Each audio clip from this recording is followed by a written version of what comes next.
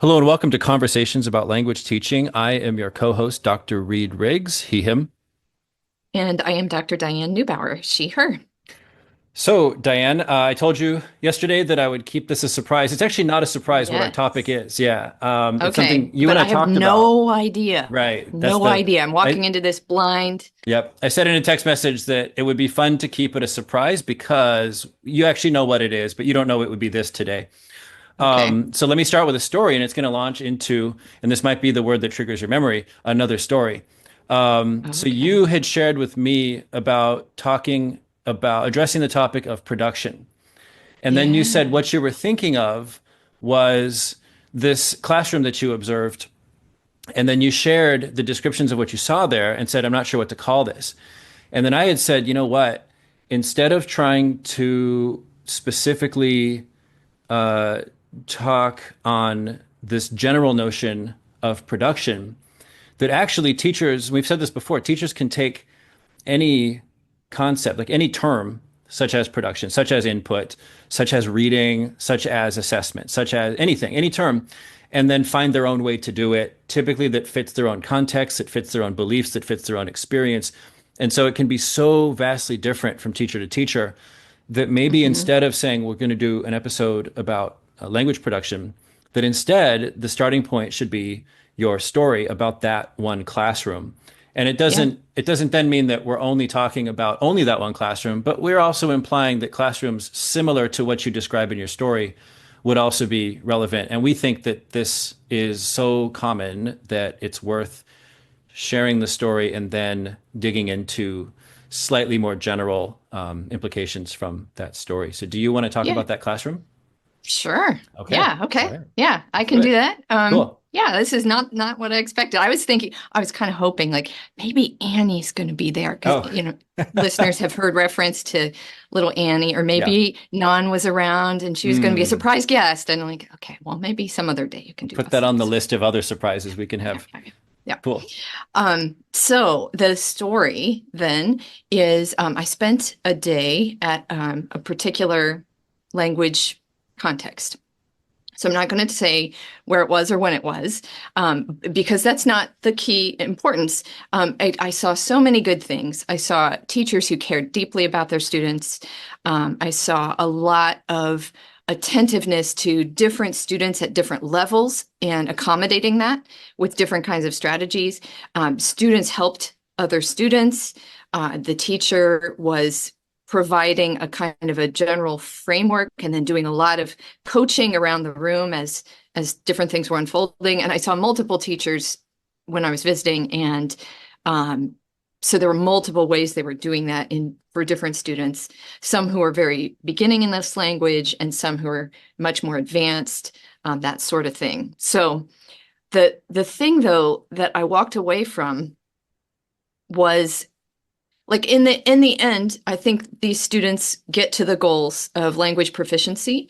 Um, but where I saw some things kind of the the thing that was difficult for me, I think, was like it was like 80% there to me. And the thing that I thought was missing was the kind of environment of comprehensible input, or language that students really understood well, and the kind of scaffolding towards that. What I saw was meaningful tasks for students to do, real learning through the target language that they had. But it was very much, I think that it reflected a belief system by the teachers that the real learning of the language would happen when students produced it, when students tried and maybe didn't succeed and got corrected and tried again and still didn't succeed and got corrected again.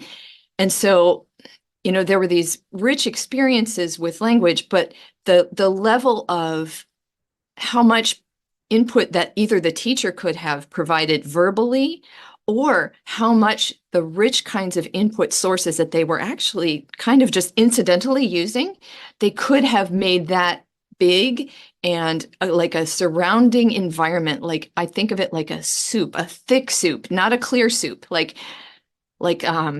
cream of mushroom or something, like now it's kind of gross, like, sitting in cream of mushroom soup. But like imagining like there's so much rich language around you. It's not just splashing you and getting you a little wet. It's like you're there like a fish. And I mean, I suppose people use the term immersion for Well, this, the but I liquid, mean, I think those liquid swimming metaphors come up a lot. And I think immersion refers to thinking of the classroom as a tank of water. With yeah. the language being used is the water in that metaphor. Yeah. Yeah.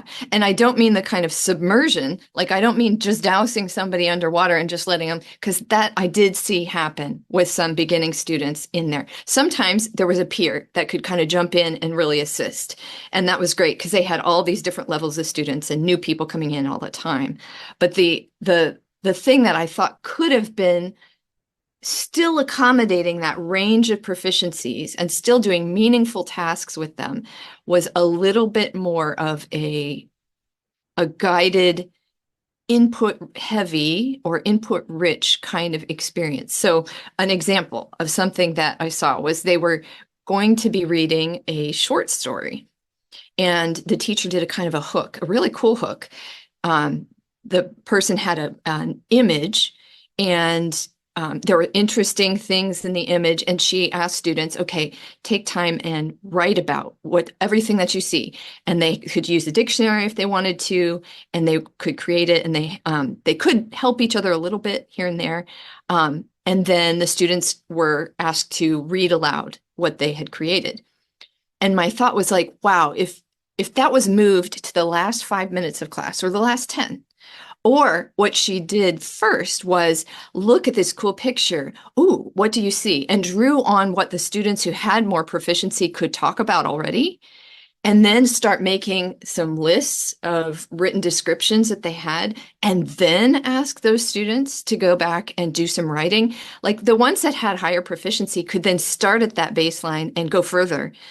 But the ones who were more beginning or a little bit earlier on in their proficiency level, they could still follow that general discussion because there's the scaffolding of the image. There's, she could be pointing, writing words on the board, doing things that then that student could draw on as they're then producing a description based on their own view of that image. So they wouldn't have to be missing any of the creativity of the task that she offered, but would have some of the linguistic preparation and maybe a little bit more of a sense of confidence in being ready to produce something in writing and then to read it aloud to classmates. So yeah, what I saw instead was kind of a really tough struggle to try to put something together, some anxiety about reading it aloud, and then there was actually rating of like, Oh, they were well, being was judged. this Wow. I see. like what? Well, she didn't do it while they were reading it aloud, but there was error correction, I and see. she elicited error correction from the students, and no one was allowed to mock, and that's great. I mean, again, it Yeah. was an Yeah. extremely supportive, really pro student kind of a thing, like Around what they age were the want students kids? to succeed. These were high schoolers. Okay. Yep. So Mhm. there, I think there was a safe vibe Yeah. in that environment, Yeah. but again, it was, I think it could have been like 80% the same, but just Sure. flipping kind of Mhm. how much production Yeah. versus how much like experience with language was Yeah. provided, Yeah. Yeah. and Yeah. how much that was interactive. And I wonder if some of it was that maybe a belief that language acquisition happens by making students produce it, Sure. because I think that's kind of an underlying belief that a lot of people have. Yeah. And then the other thing I think that might have gone into it is that good teaching means coaching from the side and never Yeah. leading something as a whole Right. Right. class. Right. Yeah. And especially I think when we get to high school, that gets pushed more. Like I'm right now, I'm teaching elementary education as kind of it's a course on building the learning community. Yeah. And we're going into classrooms as a group and observing a teacher leading some kind of an activity with students. And it's actually, it reflects the kind of thing I just described. Like, can the teacher guide a rich experience where students are encountering input that they are reading or seeing? Can they provide some descriptive phrases? Can they ask key questions to help students like pique their interest and get them thinking, and then providing what pieces are missing from their experience yet in the language. Like I'm seeing elementary teachers do that kind of whole class led thing combined with little peer, you know, quick turn and talk things Yeah. so that they're like each independently thinking about the concepts, not just the language form, but the concepts that they're talking about before they ever go and try to do something independently.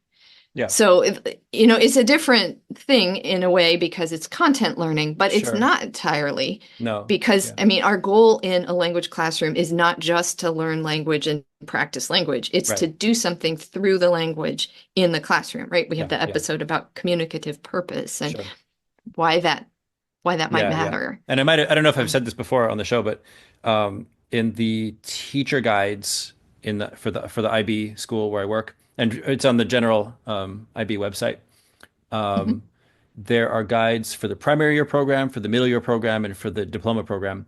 And the primary year program guide, they have a whole section about language. And I couldn't see where it's explicitly said that they're talking about students whose home language is different from the school's dominant language. I didn't see them say mhm, that. And maybe it's in there. I just couldn't yeah. find it. But it seemed to be implied through the examples of like how to best manage maintaining multiple languages. They have a really cool stance. But one of the sentences I saw in there, this is not a direct quote, but it said something to the effect of, in a sense, all teachers are language teachers because we all teach through language, through some language. Hmm. And so in the Yeah. United States, you could be teaching social studies, math, art. If you're using English to give instructions, if you're using English to give feedback, if you're using English, those are words, those are that's language. And Yep. it's in effect the most, focus on meaning language course you could have because it's you're using the language to constantly, guide instruction and guide learning and Hmm. direct students and check on students and talk about on-task things, talk about off-task things. If there's behavior management issues, if there's an emotional issue, like you're constantly using language to do all these things. And so it's useful for language teachers to also think that if that's the normal use of language to do Hmm. things, to get stuff Yeah. done, then how can we best use it like that in my language Yeah. classroom? Yeah. Exactly. Doing Yeah. stuff with it. Yeah. So it's the place that often I think world language teachers sometimes use English or another shared language because it's easier at first, and then I think maybe it gets to be a habit, or it's seen as like, okay, we're not doing instruction now because we're going to look at the language and analyze the language instead of use the language to do something. And so, Yeah. Yeah.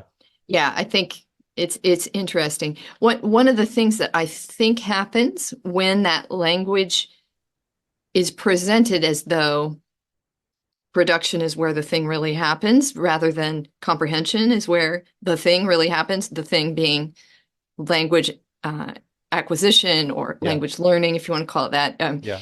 or proficiency development or whatever kinds of terms, like being able to understand in real time, respond in real time appropriately. The communicative competence is another term, like all these things, like Yeah. trying to conceptualize this. The I think what I've seen happen in students I've taught before, where they have had a more output and then error correction and then output again and error correction, where I see their results, even when they're successful with it, is that their language production comes out a little awkward. It's like that's just not how Yeah. Yeah. Yeah. things would be said. Like Sure. it sounds a little off Yep. and you might understand them, but it just like, Hmm. and I think it's that lack of a really robust Mm. language system in their mind that hasn't been permitted to really flourish yet because Yeah. there's not been enough input, not been Sure. enough experience with the language, not been enough different kinds of context of exposure to these different Mm. words and the way they're used in all these different things. Yeah. So, Yeah. Yeah. um, and yeah, I'm trying to say it in multiple ways so that Yeah.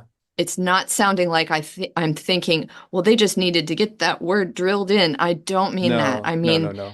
They Yeah. need time Right. to encounter that word, and their internal system is Yeah. working away with it, Yeah. and sometimes tossing stuff out, and sometimes getting that one, and then it's this organic growth process that Right. Right. takes time, and so something goes a little funny in that organic growth process, I think, Sure. when it's beginning from that production stage Yeah. or seen as the thing.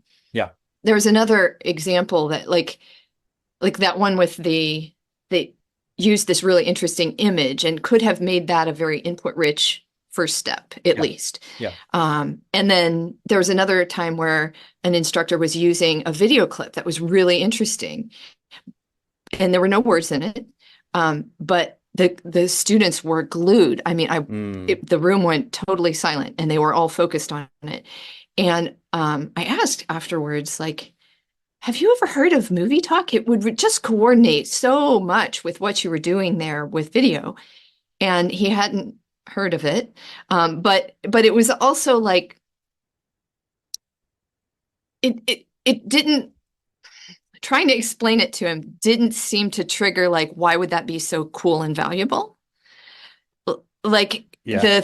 yeah, I don't know how to express like where was the disconnect? Because I mean, again, top-notch teachers concerned for their students do eventually succeed, but I think, the process to get Yeah. there, Yeah. it's, I'm not saying it's in spite. It's not Yeah. in spite of them. It's Yeah. not. Yeah. But it could have been starting in a richer place, or in the Sure. process all the way could have been a little bit richer, I Did you think. get a sense that the picture and content they were writing about that, I mean, is there any chance that it was a kind of task repetition that they'd seen this before and been working on this topic in prior days? Or did it seem new? It seemed brand new. Okay. It was kind of like we're introducing a new unit. This is the thing we're going to Oh, read soon. Here's an image that was evocative of what was going to be in the story. So I could, at first, I was like, oh, wow, it's going to be a picture talk. Because I yeah. thought that it was going to lead them to maybe encountering some of the vocab that they would need to know that story by talking about it through that image. And maybe it would have been, Yeah. I think maybe incidentally it could have been, but the teacher was again relying on the student to create it Sure. when many of them needed experience with it Yeah. to know how to put that Yeah. all together. Well, I can share something that resembles in several aspects, several features, what that teacher is doing that I started doing with my students 2 years ago because I could not get them settled. I could not get them to pay Hmm. attention. They would not stop chatting with each Right. other. And And when that's I would, another reason things like this can happen yeah, sometimes, I think. uh, when I would do something like a general picture talk, one of them would ask something like, okay, what is this for? Like, what do we need this for? And I would say, okay, we're just building our ears. We're just trying to get you. And they're like, okay, so do we need this vocabulary? And I would say, Hmm. well, you're going to need all vocabulary. And they're like, but Yeah. what's coming up? Like, what do we need in the next summative? And actually, I was new at this school. I was new at the IB school, and I tried things. I noticed that when stuff was for a test, that I did have their attention, and so I started giving them summative. This is the middle year program student, the ninth graders, a summative every 2 weeks. And then I got pulled aside by my coordinator and said, MYP is Too supposed to much. be like a Yeah. 2 month long unit. You're supposed to do 3 to 4 units per year. And it's supposed Wow. to be lots and lots of exploration together, lots of open space for students to make choices, inquiry driven, so that you have some kind of like essential questions put up at the front. And you're just doing a lot of different things to openly and loosely explore those questions about society or about human knowledge, something interesting, culture. Um, so it was after then that I had a talk with my students and I said, okay, we don't have to have summatives every 2 weeks. I just need to see that you can participate in class and we'll do other fun stuff. And I was seeing at that point that also my kind of bell ringer starting activity also caught their attention. And it was just to get them settled, right? Have a picture of people in a flood, like a real photo from a news website. The chapter was about weather disasters and they were going to build an emergency kit in their poster Yeah. presentation to present to Yeah. the So class. just to point out, that's a pretty advanced Chinese level that they're already being asked to do. So Yeah. Well, you can make anything simple. You could say, is he yeah. scared? Tapama, Yeah, pabupa, true. tapama. So Hmm. I was using simple words kind of at their level. And then for the writing activity, I would say, okay, looking at this picture, this is your chance, your goal. It was important to explain to them what was expected. It's not that you can describe, a flood or the exact clothing or the emergency supplies. I'm not asking for that. I want you to use this time to use anything you already know, and I'll give you lots of examples. And so that kind of turned into an input as input, but also input as prompt. I've seen in general Hmm. education literature, the word input gets used in a different way Yeah. than what we're talking about in the linguistics or the language Yep. acquisition literature, that an input is in the instructions. It's like Hmm. I'm asking you to do, Interesting. yeah, it's a strange, Yeah. I think it's applying the computer metaphor again. Right. But when we apply the computer metaphor to language acquisition, we're talking about exposure to language usage that your brain can then build something out of. And when we're talking Hmm. about general education, we're applying the computer metaphor again is like the teacher provides this like punch card, which is the instructions, and then students are going to Hmm. compute and like do what they do. So I think Right. it's Do the just thing. it's a different application of the computer metaphor, I think. Right. But I mean it in both senses, where my instructions to them were important because they weren't supposed to expect that they could already describe in rich detail any of this stuff. And I would just tell them, Hmm. this is to get you settled. It's about 5 minutes. We're going to do it every day. So it's a routine. I kept, for that first time I did it, it was different disasters, floods and hurricanes and different things. For my current ninth graders, I'm still doing it, and it's more earthquakes. It's an earthquake every time, Hmm. and so every day builds, and they have their Yeah. notebook, Little bits come out of that. well, and they keep it getting exposed to the same vocab every day. And they Right. also, I used to pass out scrap paper that they'd write on, and then I would throw away. Now they have a notebook that they keep, and I tell them, please look back in your prior pages. If I don't tell them, then they won't look. But if I say, please recycle what you have in your notebook from previous days, Yeah. the way the words got in there is I also said to them, this is a time to see what you remember and to ask me anything at all. And let's try to keep it useful. And so we're not going to get into teleportation, space travel. We're going to keep it really just practical in our unit theme, talking about earthquakes every day.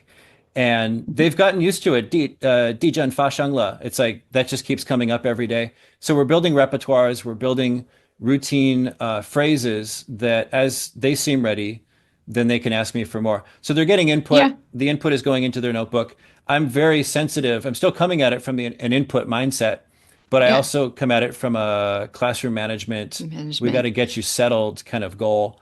Right.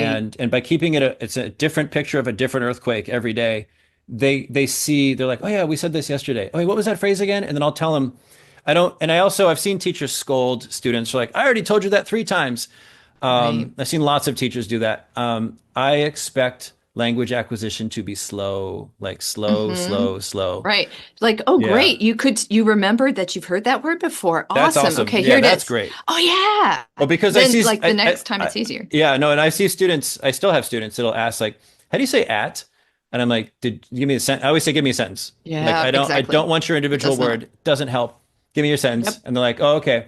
Like he was at the center of it. Okay, 他在中间, and then they'll go, "Oh, 在, that's right. I already knew that."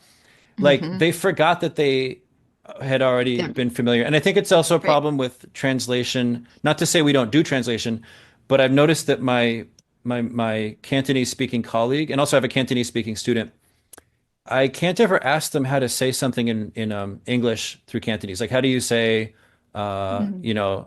I want one of these, or give me the menu, please.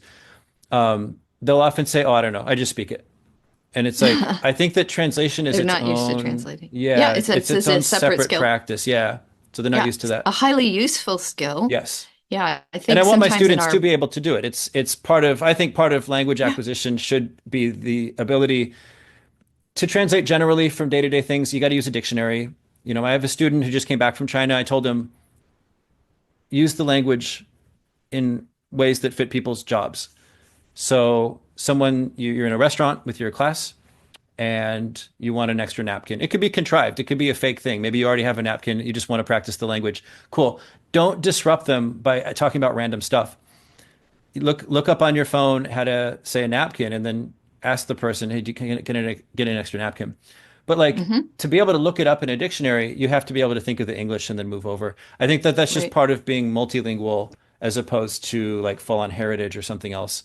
Hmm. Um, so Or kind of I'm seeing it like keeping the languages as separate silos or mhm. something, rather than looking at it from like a more translanguaging perspective, where Translanguaging, it's an individual with a language repertoire and they and can be as they're connected choosing. And as your yeah, experience needs. And right, I don't see that the same as professional translation, which would need a separate kind of training. But right, just in right, your which is very daily, specific. yeah, but in your daily Yeah. learning beyond the classroom, being a lifelong learner, that's ACTFL's fifth C standard. Hmm. Being a lifelong learner means that you know, if you're thinking of a word in your first language, you got to look it up in a dictionary. That's going to be a normal part of your life, and so Yeah. I'm fine with that in my classroom. I'm not trying to go for Yeah. full immersion.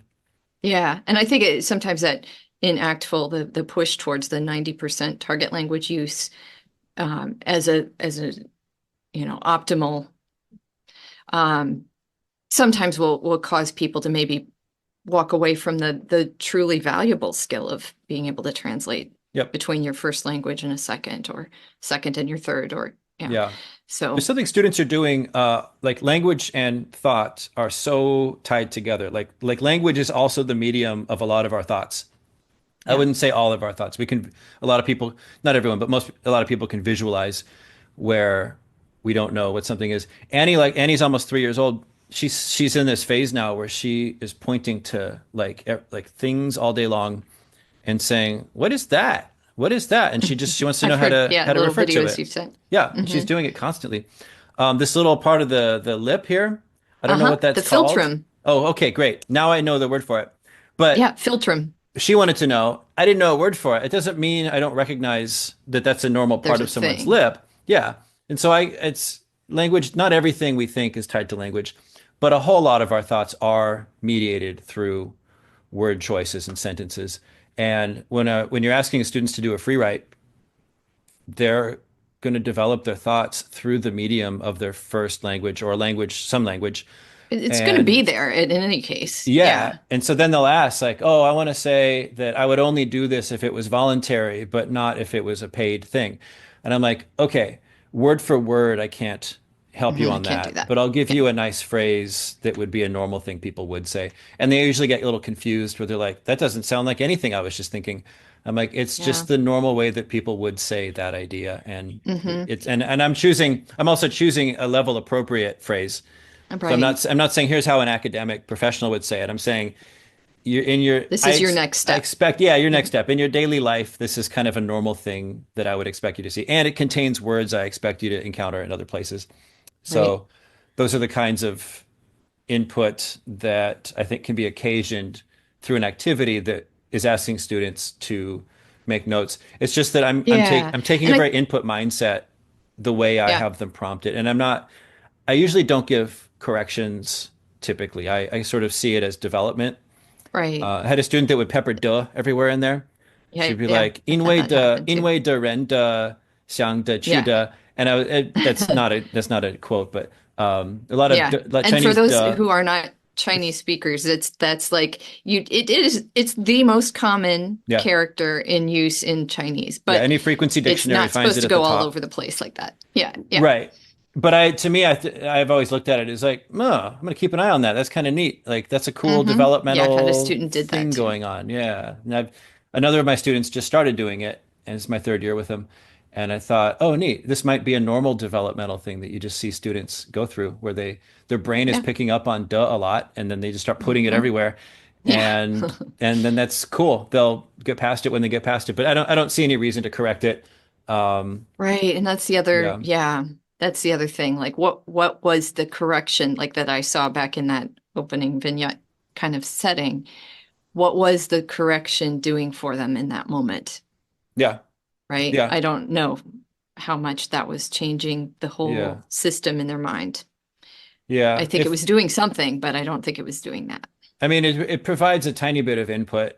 It's Yeah. if that's, but it doesn't sound like that was the teacher's goal. That it was more like Right. let Again, I let think me it was, directly fix your system as opposed to let me provide yeah. a little bit of input Yeah. and yeah. Yeah. Yeah. And so it might have incidentally provided that little bit of input, that builds a little bit more along the way. Yeah. But I think it wasn't the goal of the Yeah. teacher. And again, I think it's that I, I think I was seeing the teacher beliefs in action by seeing the way that that was happening. Yeah. So I've seen again, really teachers. common thinking in language teaching. Yeah, yeah. Often you'll see the beliefs also peppered in with little comments like, "Oh boy, you really got to pay attention." Like, "Oh, you Yeah, like that these that I little." did not see. That's good. That was That's good. actually Yeah. that's great. No, it sounds like it was overall a great teacher, and that Yeah, it was you they caught a little thing. again, it was just yeah, I was like, what was it that I wasn't there was a thing that was missing, and I think the thing was that kind of rich experience with input. What I mean is like, were students involved in the topic development? Were they interested in the thing? Were Yeah, they able to understand and have just that little bit of challenge to get a little bit more out of it? So it was a satisfying challenge thing. That's what I'm talking about when I'm saying rich yeah, yeah. experience with input. I did find So I did try recently the same thing, but with just me talking, but to hold their attention, I said, I'm going to start describing and I want you to write down, and you don't have to write down everything and you're going to compare your notes afterwards, but I want you to listen. You can stop me too and I can repeat, but I'm going to go kind of fast. I'm going to repeat myself a bit. You just catch whatever you can catch, see how much you can write. And that there's that institutional need of classroom management, which I mhm. think a lot of times is the main inspiration for a certain task or a certain activity. It's like the teacher's like, okay, I got to do something that actually holds their attention. Yes. And so it's not Yeah. about like, is this the best thing for language development, but also something that doesn't hold their attention. Now we get into the realm of the question of, I guess, learning without attention or what do you call it? Perception without awareness, that kind of stuff, where it's like, Yeah. I mean, that can happen, but yeah, but if it's like if they're just chatting they're with each not, other, yeah, yeah. yeah, See, that's different. Yeah, then yeah, yeah. even the They audio have their signal's attention disruptive. somewhere. It's just Sure. not at all on the Yeah. language. Yeah. So yeah, yeah, I think that bringing up the issues of classroom management and the ways in which working with particular groups of students, like it must drive your behaviors in certain ways.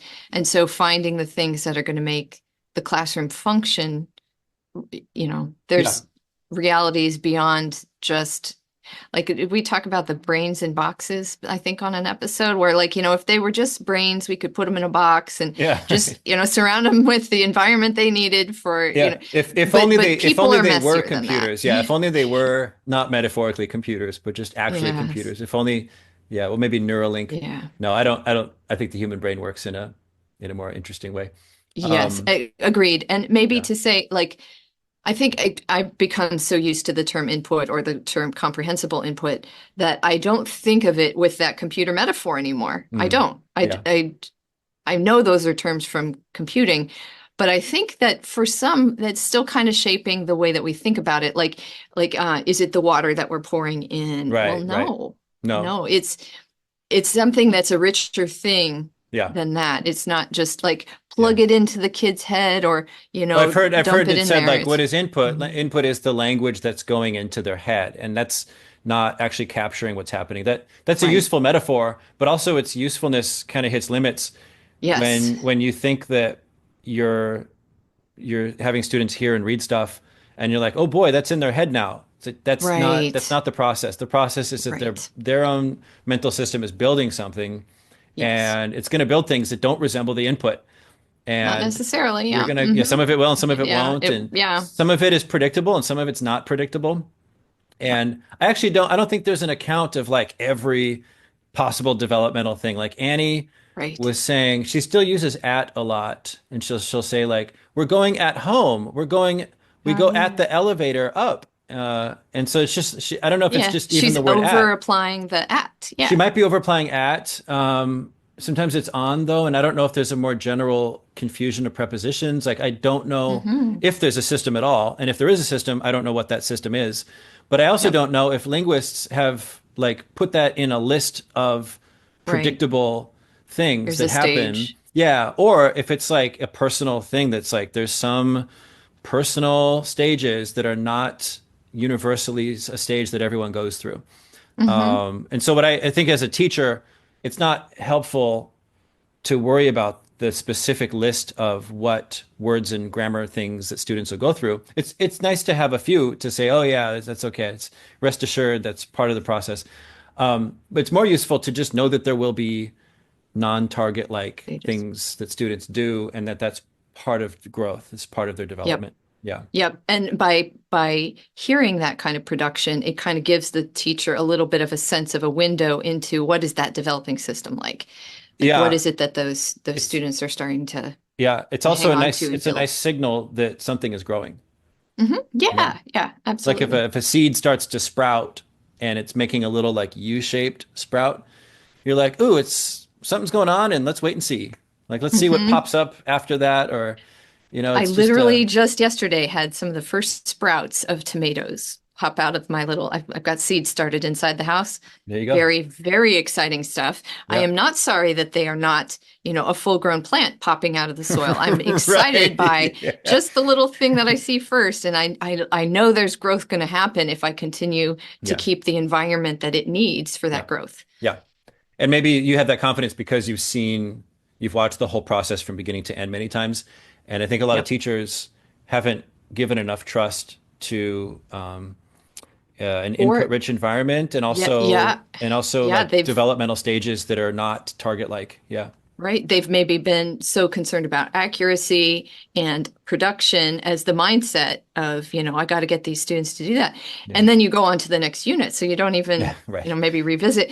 So I think there's an ordinary um, kind of a default world language teaching thing that Yeah. can do that to people. So Yeah. you wouldn't notice that there was like total gaps in Yeah. Yeah. students' Yeah. proficiency because you're not even Yeah. really going back and using the language that they've heard in Yeah. the past Or you anyway. do see other teachers get communication happening with their students. Students are showing language competencies that can communicate, and then you notice all these errors in them, and you're like, "No, I'm not doing that.